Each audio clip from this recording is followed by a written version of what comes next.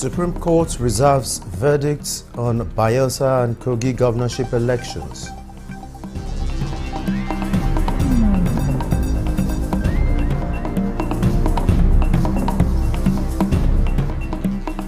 Minister of Works David Umahi pledges monitoring and prompt execution of road projects nationwide.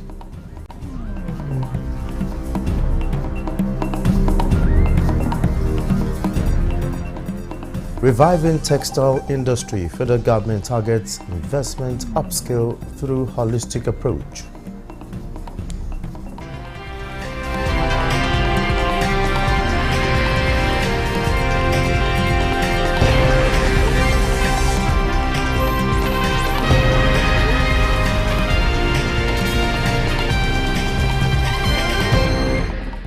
Hello and welcome to the news desk at 3 on Nta News24.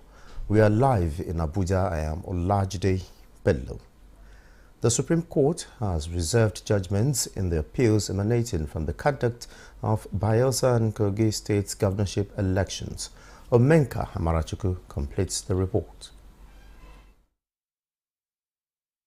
In the appeal from Bayelsa State, the appellant, Timipre Silva, and the APC pleaded with the court to set aside the judgments of the Bayelsa State Governorship Election Petition Tribunal and the Court of Appeal, which had earlier dismissed their petition. The respondents in the matter, Dointuri, asked the court to dismiss the appeal brought against its election by the governorship candidate of the All Progressive Congress APC in the Bayelsa governorship pool. In another development, the Apex Court has equally reserved judgment in the appeal filed against the tribunal and the appeal court judgments by the candidate of the Social Democratic Party in the Kogi governorship election, Motala Ajaka, to a date that will be communicated to the parties. The Apex Court also declined a request by Ajaka's counsel for the constitution of a full panel to hear and determine his appeal. The two appeals have been heard and to be determined at a later date. In Abuja, Omenka Amarachuku, Nta News.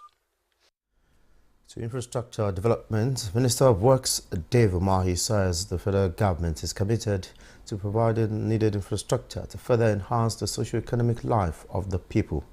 Timothy Ahia reports that pursuant to achieving this, the minister noted that the Ministry of Works will closely monitor the execution of all federal road and bridges to be sure the projects are implemented in line with specifications and standard. This was when the minister was on an inspection of ongoing upgrading of the 15-kilometer section of the East-West Road Section 2 from Port Harcourt, Eleme to Onne Junction in Rivers State. The inspection tour enabled the minister to assess the progress of work done as the minister emphasized the importance of quality in road construction, noting that substandard work will not be tolerated.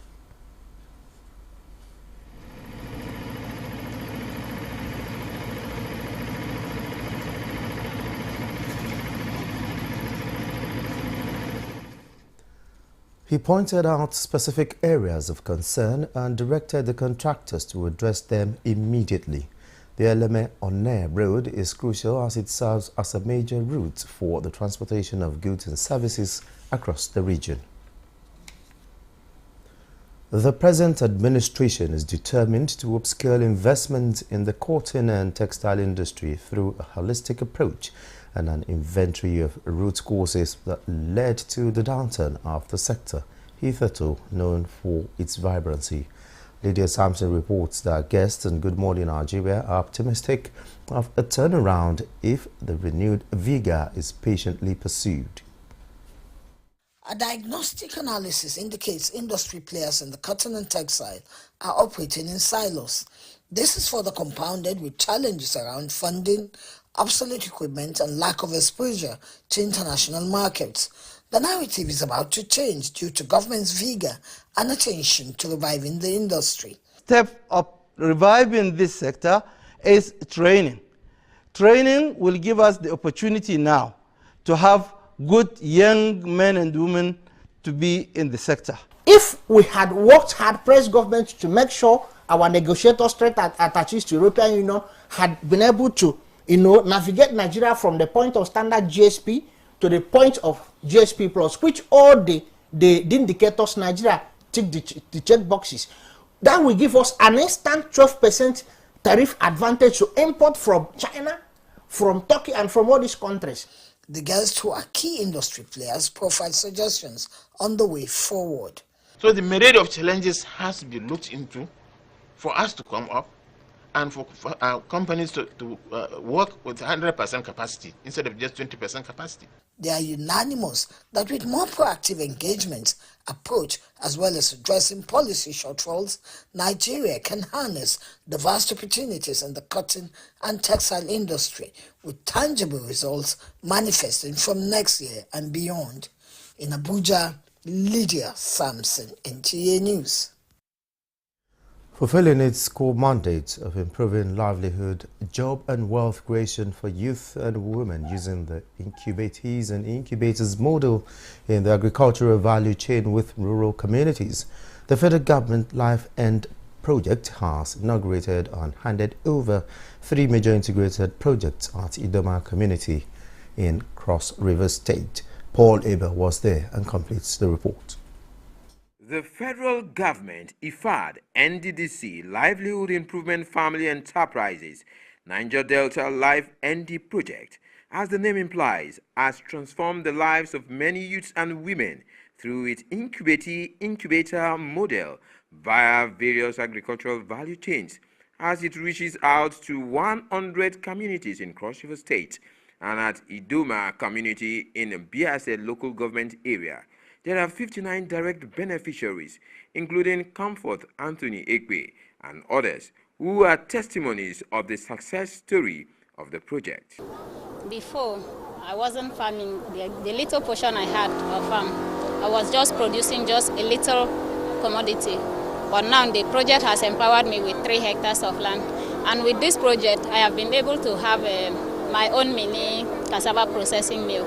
We will guide it carelessly. We will protect it carelessly. The Commissioner for Agriculture, while inaugurating the 3 integrated projects, which include 1.3-kilometer earth farm road, mini bridge linking the road with the 8 metric tons cassava processing mill, commends the federal government and Life ND and other partners for the approach and model which the state government may also adopt. This is a model that even Cross River State as a government will replicate in other local governments. The choice of 3 projects followed a bottom-down approach implementation from what the community requested based on needs assessment. It is an integrated infrastructural need that meets the need and requirements of the entire community. These are the most active persons that can create something positive or negative. There was a tour around the cassava processing mill, which is expected to enhance production, processing and marketing of the raw material for improved livelihood of the people. From Idoma community, Biase local government area of Cross River State, Paul Abel, Nta News. And from the treasure base of the nation, the people of Omunna local government area of River State are counting their blessings following a massive empowerment program of Governor Siminalayi Fubara's River's first initiative at the grassroots.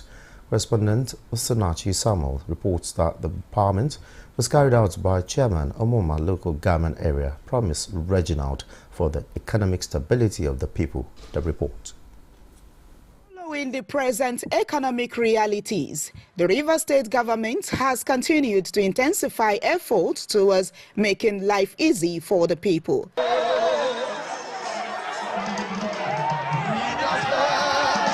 At Eberi Omoma, the administrative headquarters of Omoma local government area, Chairman of the council, Promise Reginald, distributed items for the economic empowerment and sustainable development of his people under Governor Fubara's Rivers First initiative. We use bicycle and come to market and use bike. So the bicycle is very important to us here. Since the people are predominantly farmers and traders, traditional bicycle remains their major means of movement within the communities.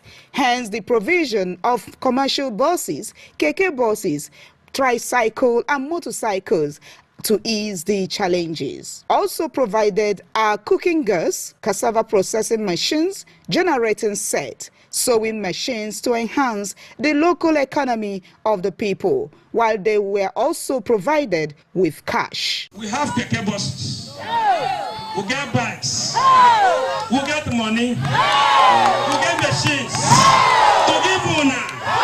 Some of una use help on ourselves. The only way you can say thank you to what we have started in Omuma, I and the entire leadership of Simplify Movement, is for you to support us. One is sewing machine. I'm so happy. So I'm so grateful. My heart is full of joy. I'm so glad. I appreciate.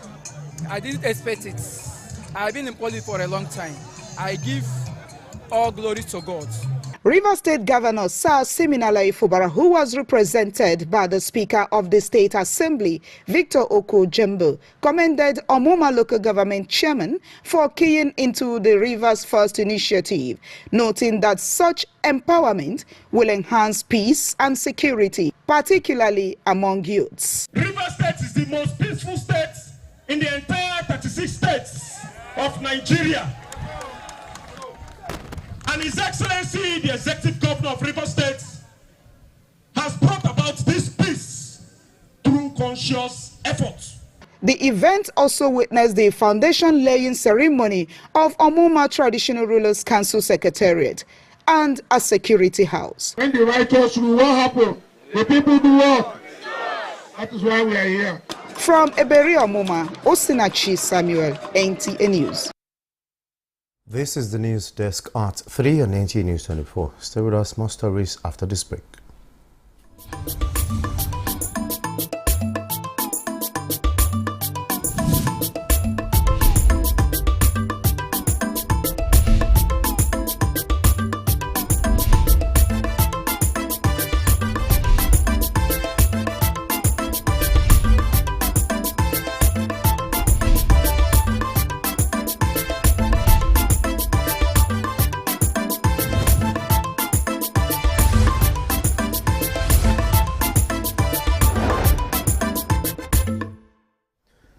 Thanks for being there. It's just a month to the Edo governorship election, and INEC is set for the exercise. INEC Chairman Professor Mahmoud Yakubu gave the assurance after meeting with resident electoral commissioners on level of preparations for the elections. Collection of permanent voter cards, PVCs, in Edo State was top among issues deliberated. These cards will be made available at RA level from Thursday, 22nd August 2024 to Monday, 26th August 2024, from 9 in the morning to 5 p.m., that's 5 in the evening daily, including the weekend.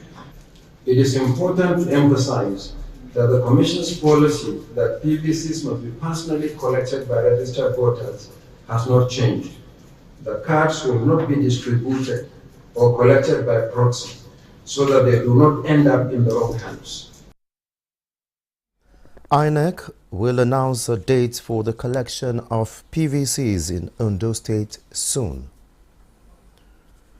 World Humanitarian Day is commemorated every year on 19th August to pay tribute to humanitarian workers killed and injured in the course of their work and to honor all aid and health workers who continue to provide life-saving support and protection to people most in need.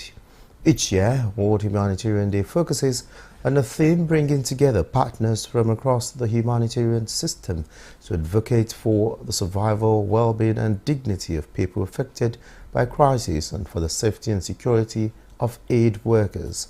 Ruth Aguile reports.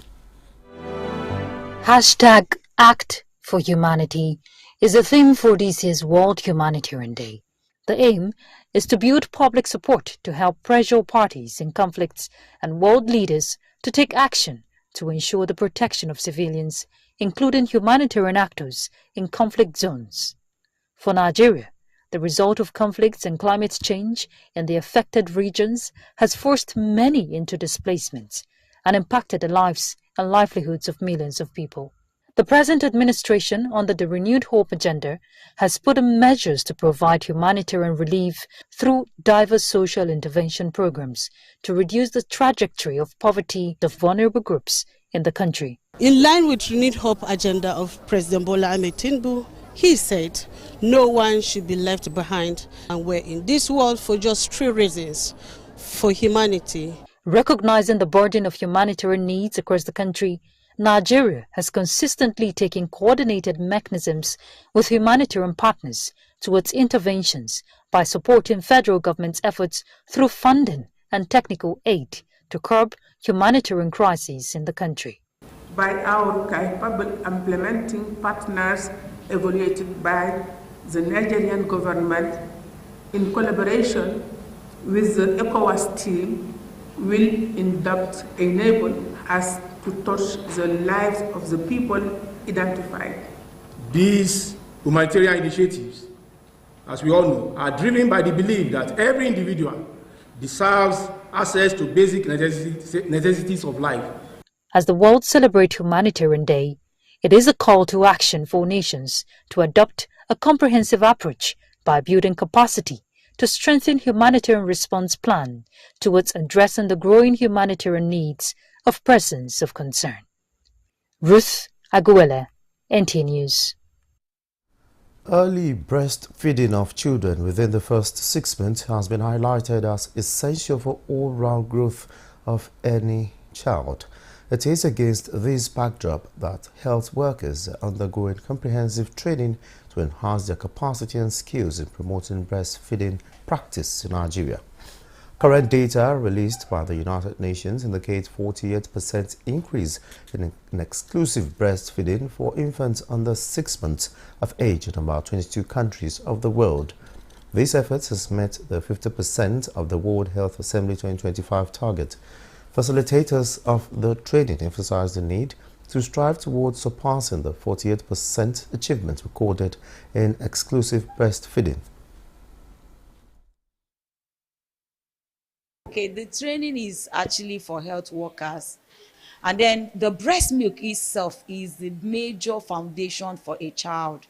It has adequate nutrients that is required for the child for optimal growth and development, and the breast milk itself has anti-infective substances that helps to prevent diseases and infections. And even when a child is maybe infected, the breast milk helps to prevent the adversity of that infection. Breastfeeding is natural. It entails skills. Caregiver cannot dabble into breastfeeding without specialized skills. They need support at all levels. Support from health facility, support from the legislative angle, so that all offices, we have creches or lactation room that will enable breastfeeding mothers to exclusive breastfeed their babies during the period of 0 to 6 months. There were tips by officials on the best way to breastfeed babies. Yeah, it is a really wonderful workshop that we had for these 2 days about exclusive breastfeeding. I've learned a lot about it and the importance of the exclusive breastfeeding. That is the first child immunization, immediately from birth to the mother's breast. That is the first child immunization, so we've learned a lot about it. Today's training, I'm going to step down the training to my colleagues and then print out the policy, print out the 10 steps of breastfeeding and paste it in a strategic places in this hospital, so that when, especially in the antenatal, labor ward, postnatal, immunization, when mothers come or caregivers, they can go through it. It will also help them, then sensitize them. The training focused on the latest information and best practices in breastfeeding, including its benefits and challenges globally. A former Director General of the Nigerian Institute of Advanced Legal Studies, Abuja, and President General, Asaba Development Union Worldwide, Professor Epiphany Azinge, has been announced as the 14th Asagba of Asaba. Onyinye Joshua Ifeanyi has the details. Following the demise of the 13th Asagba of Asaba, Professor Chike Edozien, the onus of bringing forth A new Asaba of Asaba fell on the shoulders of Nta quarter of Asaba, as the kingship stool is zoned traditionally after a careful selection and evaluation of 10 best qualified sons from the 6 villages that make up Nta quarter. Professor Epiphany Azinge, the Okilolo of Ahaba, emerged best choice. He and other contestants to the throne were further presented to Asaba in council, the highest traditional governing body, for final scrutiny. By the authority vested in me as the Chamber Asaba, and the authority vested in me under the traditional rulers edict of 1979, I pronounce Professor Epiphany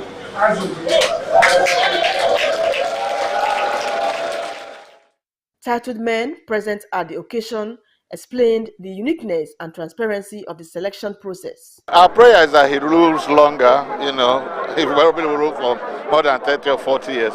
But I have no doubt that he will be a very good Asawa. By my reckoning all the while, he is the most qualified in all respect to lead Asaba.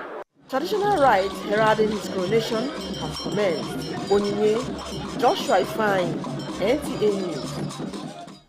This is the news desk at 3 and NTA News24. Here's a recap of our major stories. Supreme Court reserves verdicts on Bayelsa and Kogi governorship elections.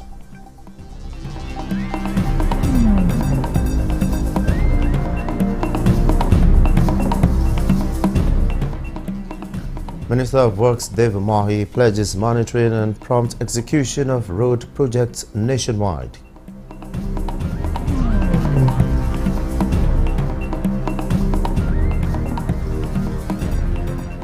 Reviving textile industry, federal government targets investment upskill through holistic approach.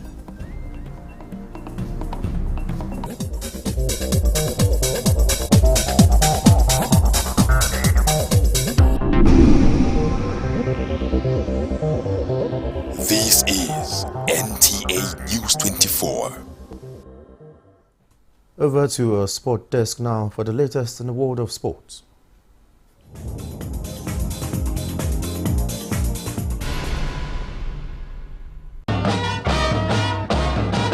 As part of the graduation ceremony of the National Defense College, NDC, cost 32 participants, the college again held its usual sports fiesta, with the commandant's team competing against participants' team in 8 sporting events at the sports complex Agui Rose-Cantonment. The event had the Minister of Sports Development, Senator John Hennon, as the special guest of honor.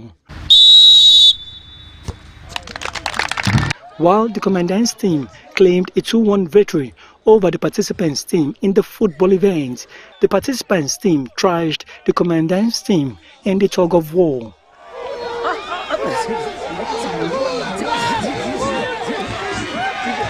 After results from the volleyball event, long tennis, table tennis and badminton, the participants' team had 70%, while the commandant's team finished with 85% to emerge champions.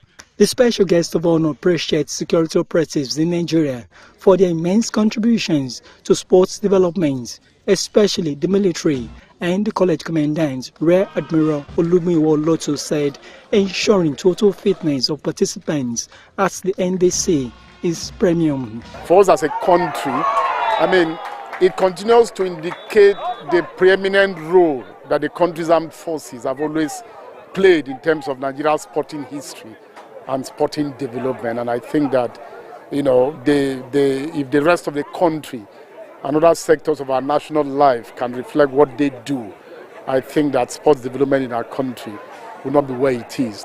They've been here for 11 months and they've formed bonds, they've made friends, especially our very wonderful international participants who have come to our country, who have mixed with our people, seen our culture. I'm sure a lot of the misconceptions that they had about the country have been wiped off, in the course of these 11 months. They've become friends with us, so I want them to go back with that spirit of friendship and keep those bonds. And for the generality of the participants, I want them all to be worthy ambassadors of the college, to also be worthy ambassadors of this country wherever they find themselves.